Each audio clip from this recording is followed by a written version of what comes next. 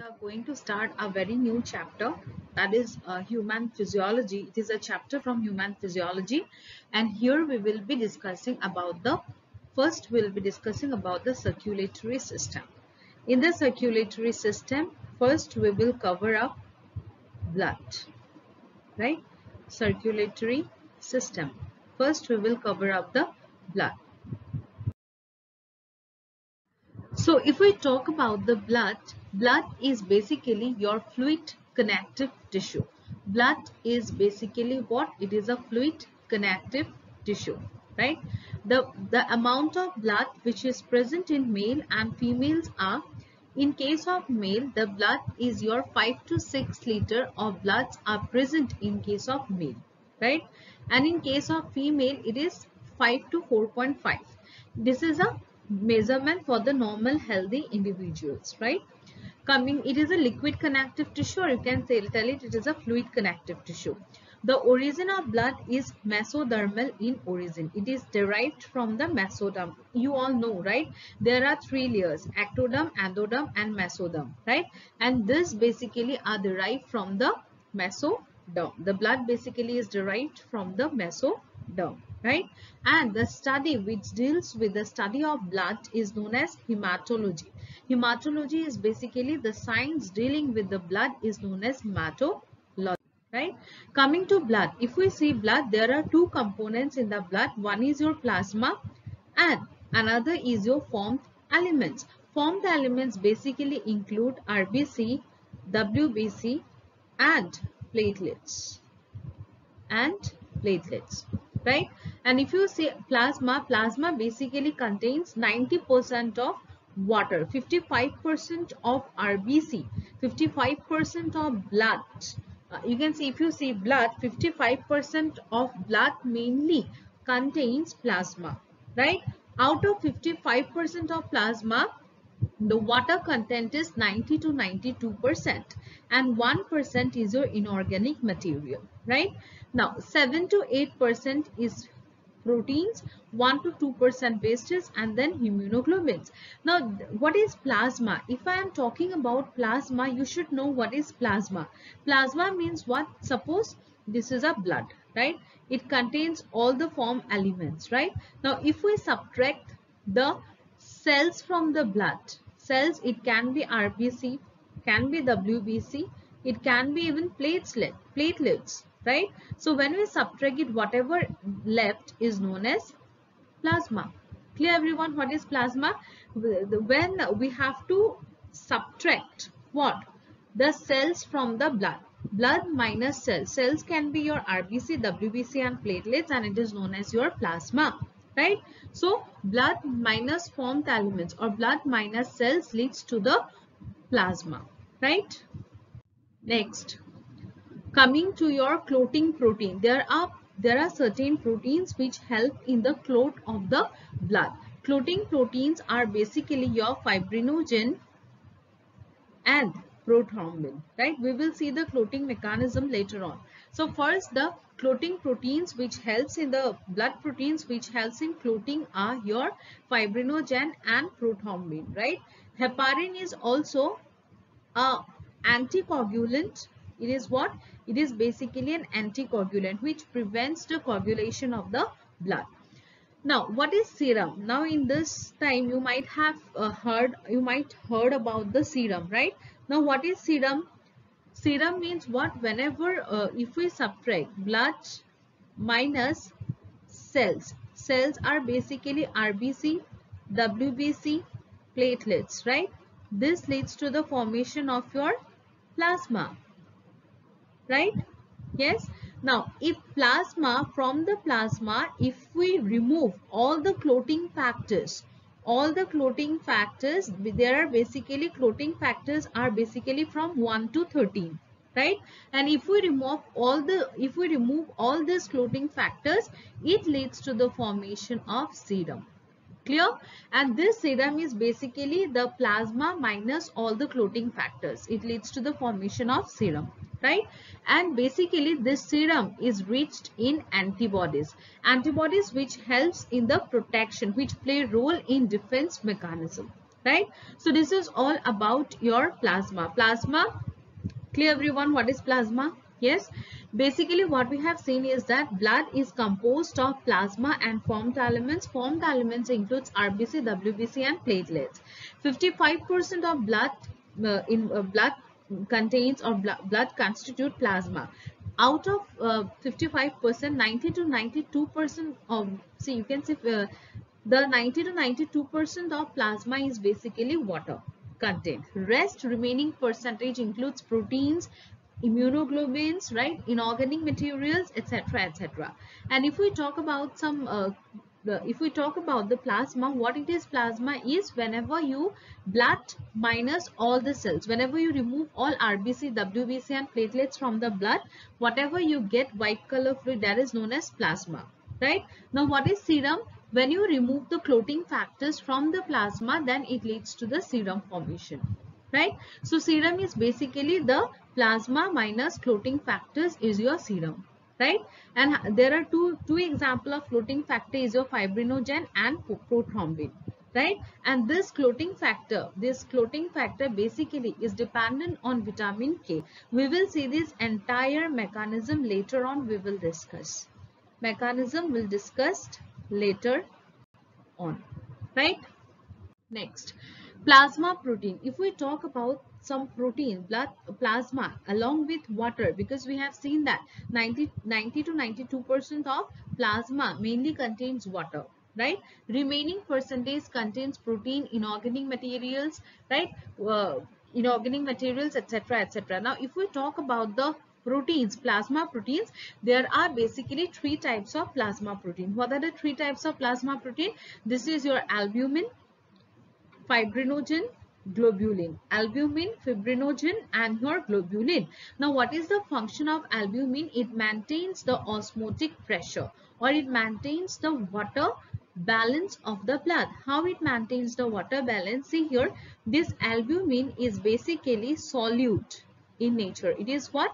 It is basically solute in nature. So if it is solute in nature, it will react with water, right? React with water, and thus helps in maintaining the balance of the water, right? Because as it is solute, it will react with water, and in this way it basically helps in maintaining the balance, water balance of the blood, or you can say it helps in maintaining, in this way it can help in maintaining the osmotic balance of the osmotic pressure of the blood, right? So that's all about albumin. Next, let's move to your fibrinogen. If we see fibrinogen, this is basically a clotting factor. This helps in coagulation of blood, and this is also known as with factor number 13. This fibrinogen is also known as factor number 13, right? Coming to globulin. Globulin is basically the protein which helps, or basically which protects us, or you can say which helps in defense mechanism. That means it protects us from the infection, right? So what we have seen the three types of plasma protein, that is albumin, fibrinogen and globulin, right? Albumin is basically helping in maintaining the water balance of the blood because it is solute, so it reacts with water and thus help in maintaining the water balance of the blood. And if we talk about fibrinogen, it helps in clotting, right? And if we talk about globulin, it plays role in defense mechanism, or it helps in, you can say, it fights with infections, right?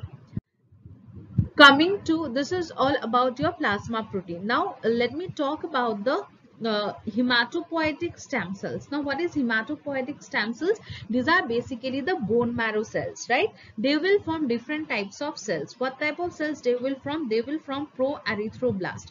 What is, whenever you see this blast, these are forming cells. So pro-erythroblast basically forms your erythrocytes. Erythrocytes means what? RBC.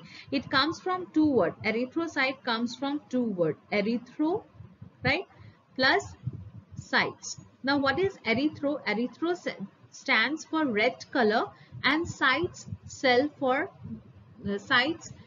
for cells. So this basically includes the red blood cells, right? Next, megakaryoblast. Megakaryoblast will form blood platelets. Monoblast cells will form your monocytes, right? Next, myeloblast. Myeloblast cells will form myelocytes. Myelocytes is basically of three types: neutrophil, basophils, eosinophils. Next, lymphoblasts. These form lymphocyte cells which also play roles in defense mechanism. These are of three types: B cells, T cell, NK cells, and plasma cells. Plasma cells form your antibodies. This we will see later on. Clear, everyone? So hematopoietic stem cells, this is basically bone marrow cells which form proerythroblast, which will form your erythrocytes. Erythrocytes is basically the combination of two words, erythro plus cytes. Erythro stands for RBC and cyte stands for your cells, right? Next, megakaryoblast. Megakaryoblast stands for your platelets. Monoblast stands for monocytes. Myeloblast stands for myelocytes. Myelocytes basically includes neutrophils, basophils, and eosinophils. Lymphoblast includes lymphocyte cells, which are basically B cells, T cells, and NK cells, right? Next, red blood cells. So if we talk about red blood cells, it is also known as erythrocytes, which is basically the combination of two words, that is erythro plus cytes. Erythro stands for red and cytes stands for your cell. The lifespan of RBC is basically 120 days. The shape of RBC is biconcave. This is the shape of the biconcave, right? And this part basically contains more amount of oxygen, right? Because the function of RBC is to transport oxygen, so it binds with more oxygen. Now, mature RBC, this mature RBC do not have, this mature RBC what? This mature RBC do not have nucleus. So, no nucleus is present in case of mature RBC. And also, no mitochondria. They do not have mitochondria and they do not have your nucleus. Why? Because there is no space. If you see this RBC, see the space. There is no space in RBC to accommodate the nucleus and mitochondria, right? As the shape is biconcave, so it has no space for accommodating the nucleus and mitochondria, plus it has to provide space to hemoglobin to carry the or to transport the oxygen, right? As it do not have nucleus and mitochondria, so these cells cannot divide because division needs ATP, right? So as it do not have nucleus and as it do not have mitochondria, so it cannot divide, right? That's all about your red blood cells. Next, coming to hematopoiesis. Hematopoiesis is basically the formation of RBC that takes place in bone marrow, right?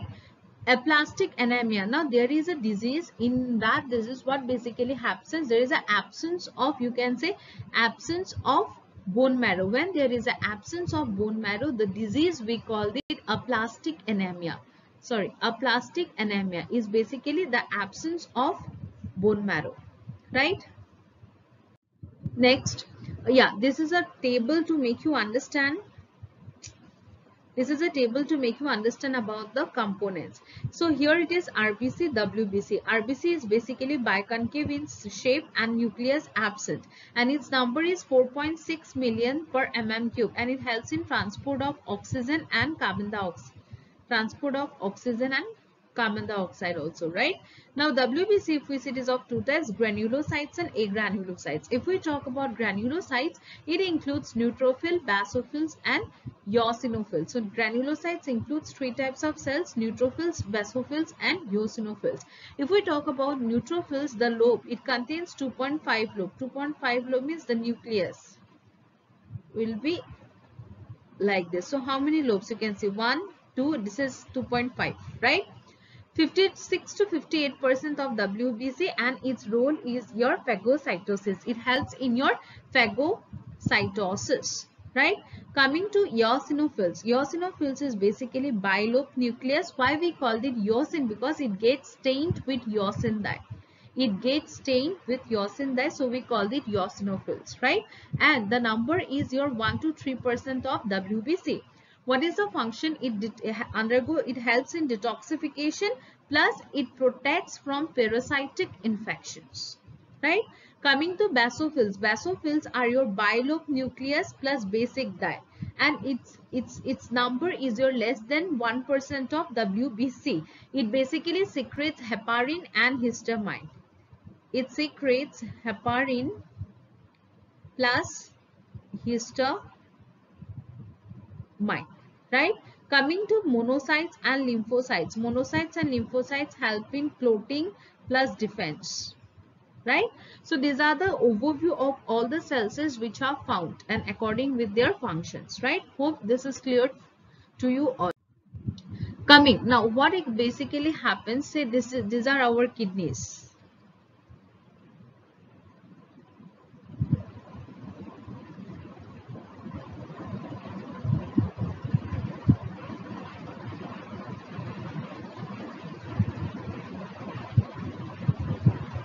These are what? Kidneys, and this is your ureter and this is urethra, right?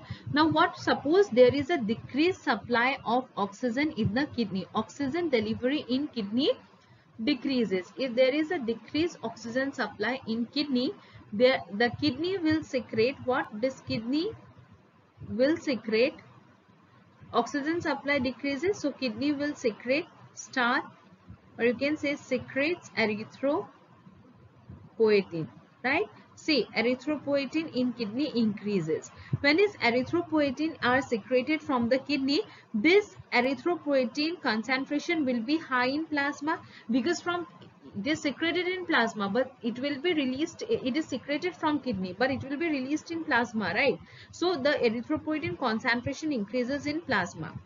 Reaches bone marrow, it will reach bone marrow, nourish RBC. It will reach the bone marrow, nourish RBC, and increase, or you can say it helps in increasing the RBC number.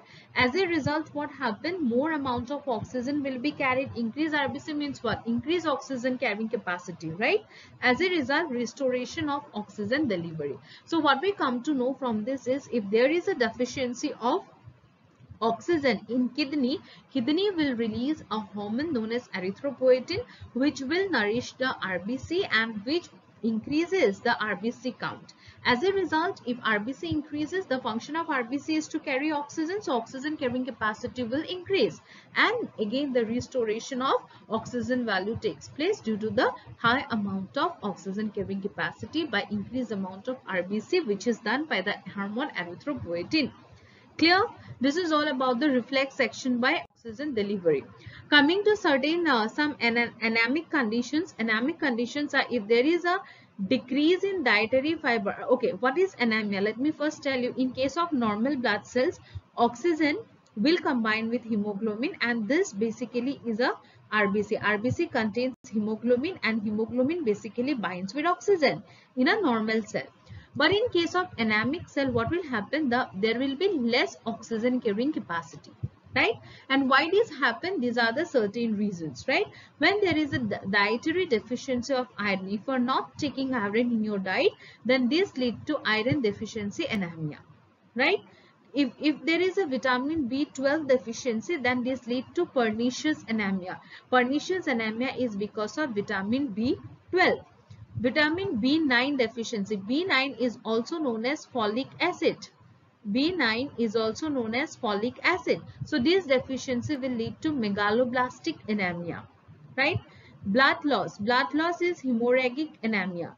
Erythropoietin decreases. This will normal anemia. RBC damaged. Hemo means RBC. Lytic means cleavage, right? So this because of the damage of the RBC structure, or you can say destruction of RBC structures, right? Shape of RBC changes, that is sickle cell anemia. What is sickle cell anemia?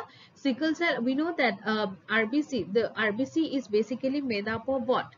It is basically, RBC contains what?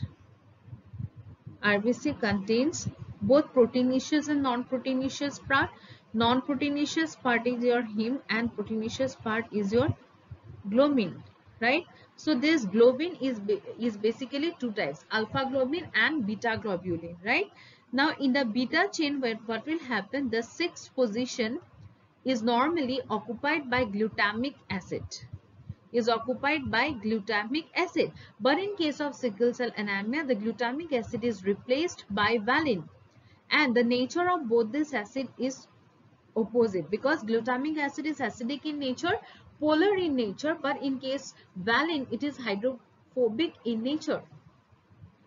So as a result of the incorporation of hydrophobic amino acid in place of acidic amino acid, it leads to the change in the structure of RBC, and that is what we call sickle cell anemia. Clear everyone what is sickle cell anemia? Right?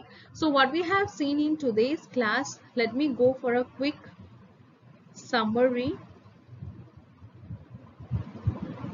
We have seen that blood basically composed of two parts, that is your what?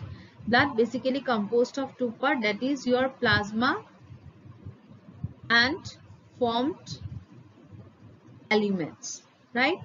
Plasma is contains 55% of blood is plasma.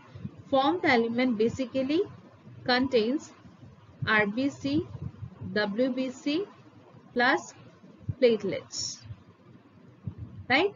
And plasma basically contains what? 90 to 92% of water. Remaining percentage it contains proteins, right? Inorganic materials, antibodies, etc. Right? If we talk about the proteins, blood proteins, if we talk about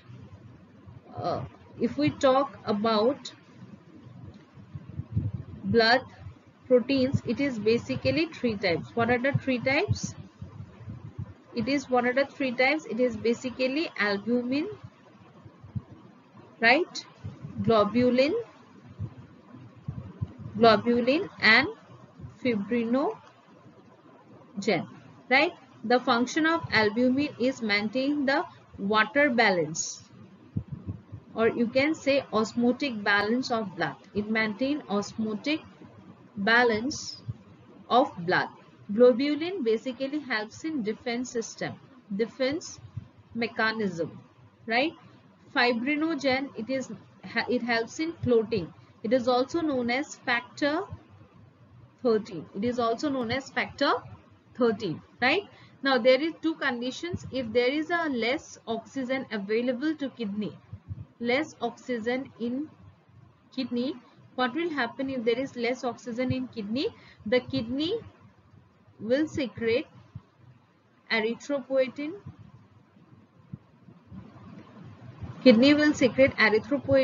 Right? The amount of erythropoietin will increase. This will move to increase erythropoietin in plasma. Now this will nourish erythrocytes, or you can say increase RBC count, increase oxygen carrying capacity, and oxygen level restored. That is what we have seen, right? Now, and plasma, and this also I have to give a revision here. See here, if we talk about plasma, plasma means what? Blood minus formed elements. So what are the formed elements here? It is RBC, WBC and platelets. We called it plasma. Plasma is blood minus formed element. Formed element is your RBC, platelets and WBC, right? Coming to your plasma, if we remove clotting factors, from plasma, it will lead to the formation of serum, right? So what is serum? Serum is basically the plasma minus clotting factor is your serum, right? So that's all for the today's class, and thank you so much students for watching this session. If you like the video, please hit the like button and do subscribe, because this definitely will give me energy to bring more such kind of videos, right? Because we have to manage our time also for coming up with such videos. So as I think 2-3 students have requested me, I think one have also requested me on comments for human physiology. So if you like it, please hit the like button, because this will motivate me to bring more such kind of videos, right? Thank you so much students for watching the session. Bye bye. Take care everyone.